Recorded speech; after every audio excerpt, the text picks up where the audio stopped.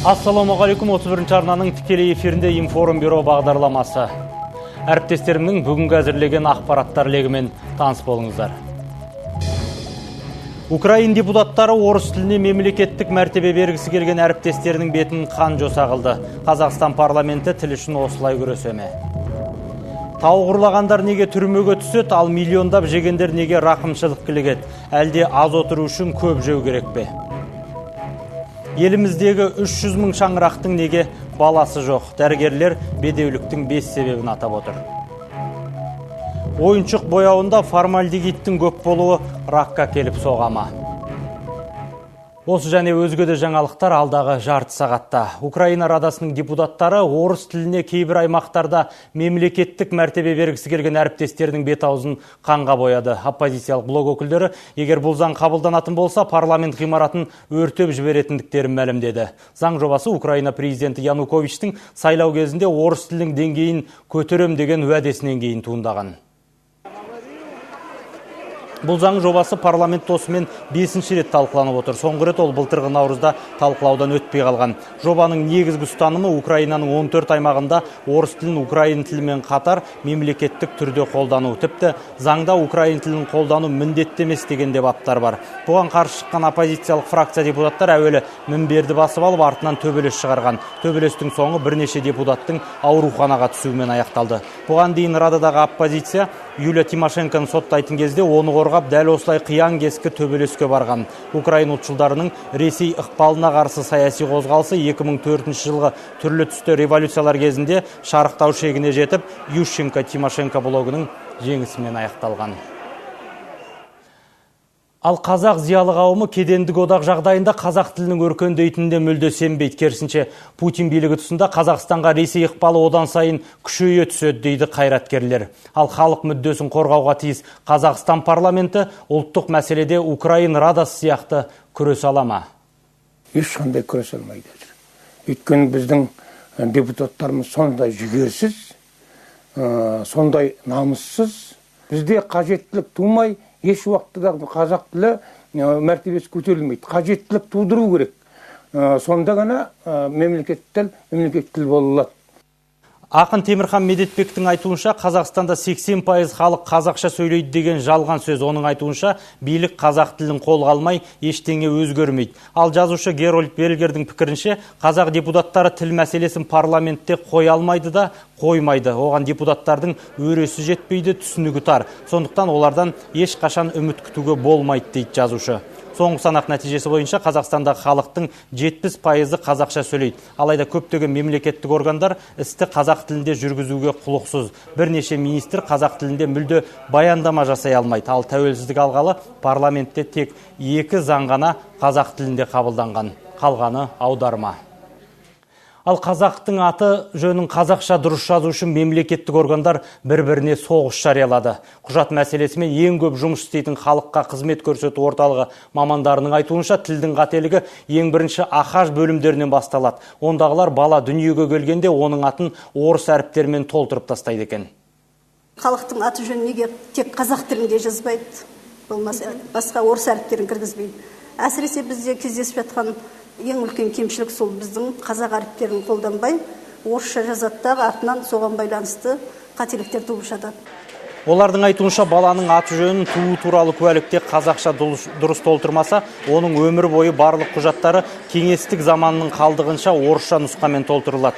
Сондықтан бұл мәселеге қатысты арнайы семинар өткізген мамандар қоғам қазақша аты жөнді бірізділікке түсіретін шешімге келуі тиіс деп есептейді. Ал ең алғашқы құжатта бір әріптен кеткен қате болашақта қаншама мекеменің табалдырығын тоздыруға, тіпті соттасуға дейін апарып соғады дейді олар. Ал жазушы, комедиялық пьесалардың авторы Дулат Исабеков шенеуніктерге ұсталмаудың жаңа жолын ұсынып отыр. Оның айтуынша, жемқорлықтың қазіргі ұраны сотталмайын десең көп же. Жазушы көршісінің шөбін ұрлағандардың бірнеше жылға кетіп, миллиардтарды талан-таражға салғандардың рақымшылыққа ілігетінін әділетсіздік деп есептейді. Ал әріптесіміз Мақсат Толықбай кімнің қанша ақша алып, неше жылға сотталғанын анықтап көрді. Қарағандының қаржы полициясының тергеушісі пара алудан рекорд жаңғыртты. Қызметін асыра пайдаланғысы келген ол 550 миллион теңге паралам деп тура жолдан тайды. Тіпті әріптестерінің қолынан қармаққа түсем деп ойламаған. Қарағандылық қарапайым тергеушінің заңсыз жолмен алған 550 миллион теңгесін 10 мыңдық купюра ретінде таразыға салып өлшейтін болсаңыз, шамамен 32 килограмм болады. Яғни бір қабынның салмағына тең ақша алу деген сөз. Ал ол қаржыға мына тұрған 52 пәтер бар 9 қабатты тұрғын үйді тұтастай сатып алуға болады. Мемлекет қаржысын талан-таражға салып, қазына қалтасына қол сұққандардың саны өткен жылдың өзінде 1000-нан асып жығылды. Бірі ұсталса, екіншісі бас көтереді. Ал жазушы Дулат Исабеков жемқорлықтың белең алуын шынайы қадағалау мен тәртіптің жоқтығынан көреді. Тауғырлағандардың түрмеге түсіп, миллиондап жегендердің рақымшылыққа ілігуі осының дәлелі дейді. Миллиардтап алған адамдарды не сот басталады, соттың үстінде амнистия болып кетеді. Қайтып келіп қызметтерін жалғастыра береді. Жемқорлықтың қазір ұраны, басты ұраны. Сотталмайым десең көп же. Расында да мемлекет қаржысын неғұрлым көп талан-таражға салғандардың жазасы соғұрлым аз. Сотталғандардың ішіндегі ең ауыр жаза Қазатом өнеркәсібінің экс-президенті Мұхтар Жәкішевке кесілді. 14 жыл қазынаның 110 миллион теңгесіне қол салған үшін. Ал екінші орында Зырян қалалық жол полициясы бөлімшесінің бастығы Қанапин есімді азамат. Ол бар болғаны 60 мың теңге пара алған үшін 7 жылға қамалған. Қазақтелекомның экс-президенті Серік Бүркітбаевтың да жазасы ауыр. 2,4 миллиард теңге жеген үшін 6 жылға сотталды. Мемлекеттің 1 миллиард 172 миллион теңгесін қалтасына басқан бұрынғы экология министрі Нұрлан Ысқақов 4 жылға бас бостандығынан айырылған болатын. Одан кейінгі орында оңтүстік Қазақстан облысының медицина қызметкері Сәткенова ханым. Ол біреуден 10 мың теңге алған үшін 4 жылға жабылды. Ал Күлекеев 100 мың доллар алған үшін 3 жылға жаза кесілсе, 1 миллиард теңге жымқырған көлік және байланыс министрі Абылай Мырзахметовті сот тек шартты түрде ғана соттады. Ал ең қомақты қаржы қымқырған бұрынғы денсаулық министрі Жақсылық Досқали президенттің рақымшылығымен қамаудан босатылды. Ал Храпунов Әбілязов Европада армансыз шалқып жүр қазір. Мақсат Толықбай, Ернар Құсайынов, Информбюро. Оңтүстік Қазақстан облысы апелляциялық сот алқасында баспанасынан айырылған Күлжинат Қыдырбаева мен мүгедек ұлының ісіне қатысты сот басталды. Жаңадан ашылған мән-жайларға байланысты соттың алғашқы отырысына екінші топ мүгедегі еңбектеп келді. Ана мен ұлы егер бұл жолда жалғыз баспаналарын қайтара алмаса, Астанаға барып Ақорданың алдында аштық жарияламақ. Осыдан жаңадан ашылған мән-жай бойынша шешілмейтін болса, облыс сотта енді бұдан басқа мүмкіншілігім ләжім жоқ. Мына бірінші топтағы мүгедек баламды ертіп ел басының алдында Ақордада жатам. Осы мәнісі балам Ембаев Жанай екінші топтағы мүгедек. Әзір екінші топ емес. Дәл әзір бұтектен бірінші топтағы мүгедек жүре алмайды. Еңбектеп кіріп, еңбектеп шықты. Сәуір айының басында өзін-өзі өртеуге бел буып, бүкіл құзырлы органды аяғынан тік тұрғызған Күлзинат Қыдырбаева мен оның мүгедек ұлы соңғы үмітін осы сотқа артады. Отырыста арызданушы жақ банк тарапынан берілген бірнеше құжаттарды дәйек ретінде көрсетті. Алайда қала орталығындағы үйді өз атына аударып алған Аяпбергенова ханым мен оның қорғаушысы мұнымен келіспейді. Бірақ бақпен тілдесуден де бас тартты. 6 жылдан бері жанайқайын жеткізе алмаған Кейуана 20-дан астам соттан жеңілген екен. Ол қаланың орталық көшесінің бойындағы үй мен дүкенін 249 мың ақш долларына сатып, кепілдемеге 82 мың доллар алғанын айтады. Кейін жаңа қожайын қаржы дағдарысын желеу етіп баспанадан бас тартады. Ал үй атына аударылып кете барған.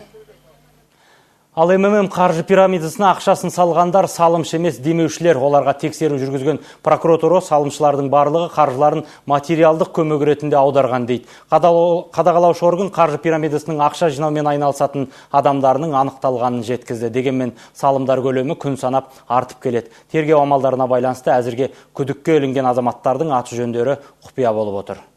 Байланысы бар кісілердің жаңағы есеп шоттарына Жезқазған қаласынан, Атырау қаласынан, Қызылорда облысынан осы Қазақстанның төңіректеріндегі тұрғындар осы қаржы пирамидамен ақша салуды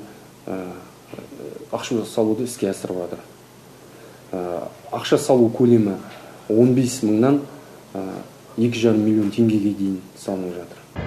Салымшылардың қаржысының барлығы екінші дәрежелі банктердің бірінен ашылған есеп шотқа келіп түсуде. Пирамида өкілдері салымшыларға қаржысын материалдық көмек ретінде аударуды өтінген. Себебі қайырымдылыққа жұмсалған қаржыға салық салынбайды. Алматы қаласында қазір 15 салымшы анықталған. Онымен қоса еліміздің өзге өңірлерінен салымшылар қатары артып келеді. Қадағалаушы орган тұтынушылармен арада ешқандай келісім болмағандықтан халық үстеме түгілі салған ақшасын қайтара алмай қалуы мүмкін екенін айтады.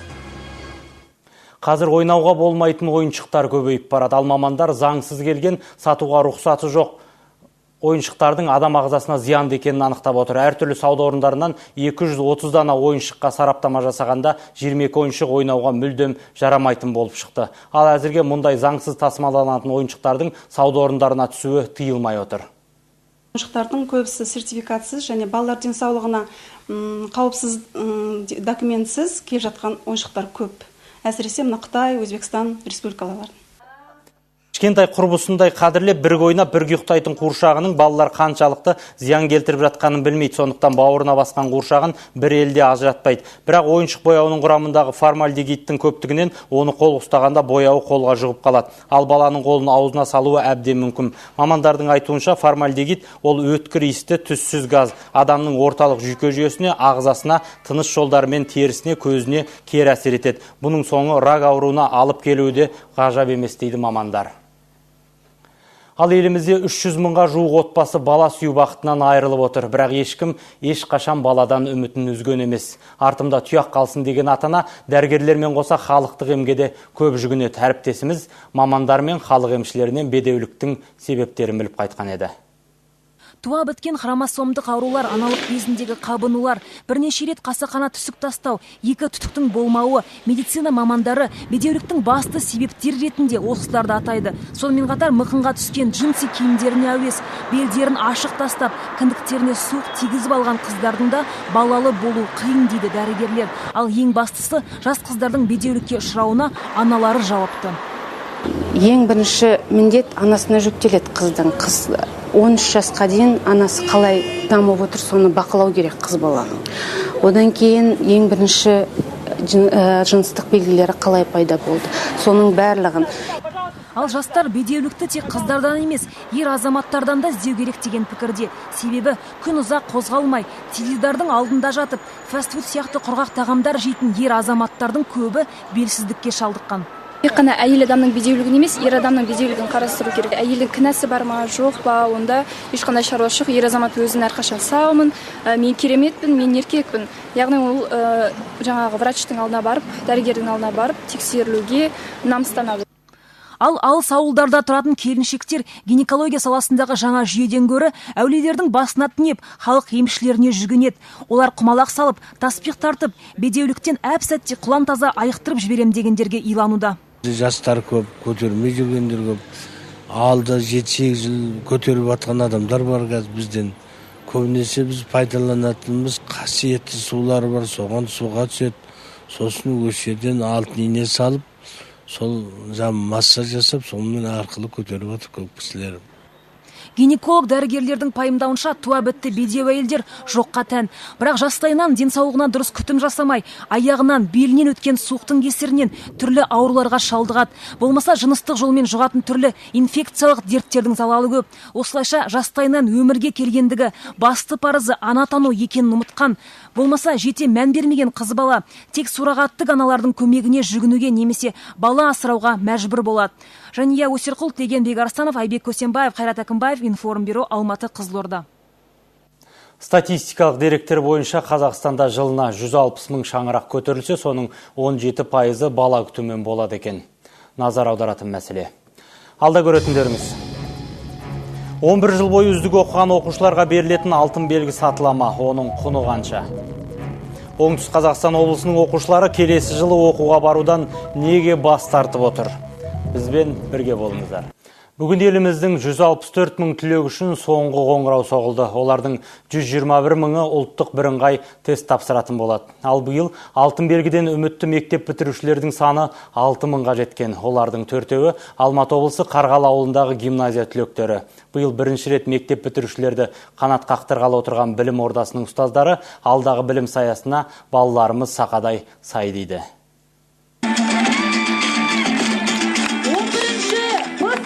Қанаттары қатайған тағы бір топ қарлығаштар көкке самғады. Еліміздің ертеңі болатын мектеп бітірушілер бүгіннің өзінде болашақтарына салғырт қарамайтындықтарын білдірді.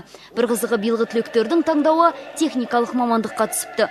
Мәселен, Алматы облысы Қарғалы ауылындағы гимназияның 11-ші сыныбын тәмамдаған Гаухар Оңалбектің де бар арманы осы кәсіпті меңгеру. Болашақта енді физика пәнін таңдадым. Технический жаққа барады деген есігін ашқан жас түлектер үшін бүгінгі күн сезімге толы болды. Аяулы ұстаздары мен туған мектептерін қимаған қарлығаштар толғанғандықтан болар білім ордасына арнап өлең жолдарында төкті. Мектебім менің мектебім, өзіңде өсіп көктедім, жүрегімді жаралайды қимастықпен кеткенім.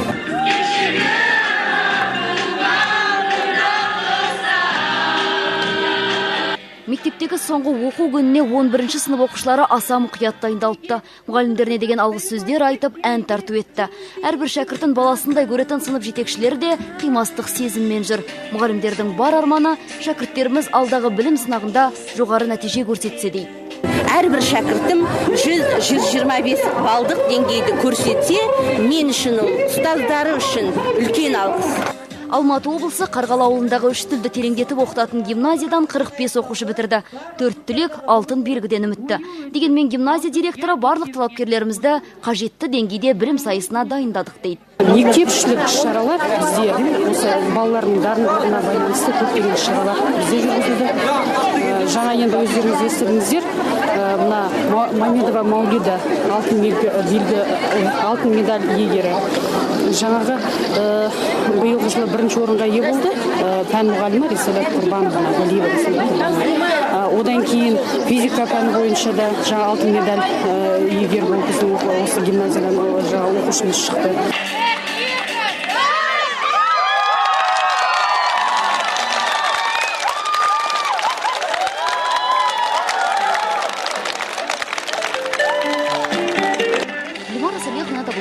Тимур Қайрамбаев, информбюро, Алматы облысы. Алтын белгі сатылады, құны 3000 ақш доллары. Білімді саудаға салып, үздік үлгіге тіпті тариф тағайындап үлгерген Алматыдағы номер 42-ші мектеп директорының өзі. Білім ордасын үздік бағамен бітіргелі отырған немересінің аяқ астынан алтын белгіден қағылып қалуының себебін алматылық Шайзада Соқбаева осылай түсіндірді. Алайда бастығым шақырып жатыр деп асығып, жауабын қысқа қайырған мектеп директоры ақша сұраған жоқпын деп ақталып отыр. Бестік баға қоя алмаймын. Бастықтың бұйрығы бұл. Алматыдағы нөмірі 42-ші мектептің орыс тілі пәнінің мұғалімі мектеп бітіруші түлектің, яғни өз шәкіртінің алдында осылай деп ақталған. Дәрменсіздігін директордың дегеннен аса алмайтындығымен түсіндіріпті. Орыс тіліне директор мен завуч орыс тілінің мұғаліміне ақботаға 4 қойыңыз деп айтты. Сосын мен өзімдің ағайымнан сұрағам, ағай маған 5 қойып беріңізші деген, неге бәрібір кетесіз қой дегенде, ол ақбота шынымды айтсам, бүкіл класстың көзінше шын айтам. Мен саған 5 қоя алмаймын, өйткені директор мен завуч маған қысым, администрация маған қысым жасап жатыр деп айтты. Үлгерімі үздік оқушысын сүріндіруге, қарамағындағыларға қатаң талап қоятын қатал басшыға Ақмаралдың қайғылығы жақпай қалды екен. 11 жыл бойы үздік оқып келіп, ақырғы жылы алтын белгіден үлгілі шәкіртінеге қағылып қалды. Бұл жағдайдың сорақы себебін Ақмаралдың әжесі айтты. Сіз директорсыз білмейсіз ба деп сөйтіп едім. Білмеймін, қазір Ақбота келгеннен білем. Апа, ақша керек, ақша деп қолым бітті. Ақша жинау керек, ақша. Қанша ақша керек? Әлі тарифтеріңіз бар ма? Жоқ әлде по возможности деп едім. Әр жылы әр қалдақ тарифіміз 3000-нан жоғары деді. Үлкен өмірге қадам басқалы отырған балауса қыздың күн ертең өз оққан білім ордасының мақтанышына айналатын үздік оқушысының сағын сындырмаққа бұйрық беруге білім ордасы басшылығы құзырлы ма, немесе тариф тағайындап алтын белгіні алып сатарлар секілді саудаға салатындай базардың емес, мектептің директорына мұндай құқықты кім берді? Күмәнді көп сауал жауапсыз қалды. Бастығына асыққан директор ханым тілшілермен тілдесуге құлықсыз. Енді бастығын күтіп отырсыздармен отырмаймын. Кімнен Сұрадыңыз? Апа. Немере үшін шырылдаған әжейдің сөзіне құлақта салмады. Бастық ханым, қашпақ болсаң зымыра деді ме, қызметкерлердің тілшілермен тілдескен сәтін ұтымды пайданып, кабинетін тастай қашты. Ата-аналар деген ондай шағым айтуы мүмкін, бірақ енді оны батқан кезде ол сіздің балаңызға керек. Ол сіздің балаңыздың болашағы. Ертең балаңыз тегін оқып жатса өзіңізге жақсы емес. Кішкене қарайық, балаңызда өзіңізде қадағалаңыз.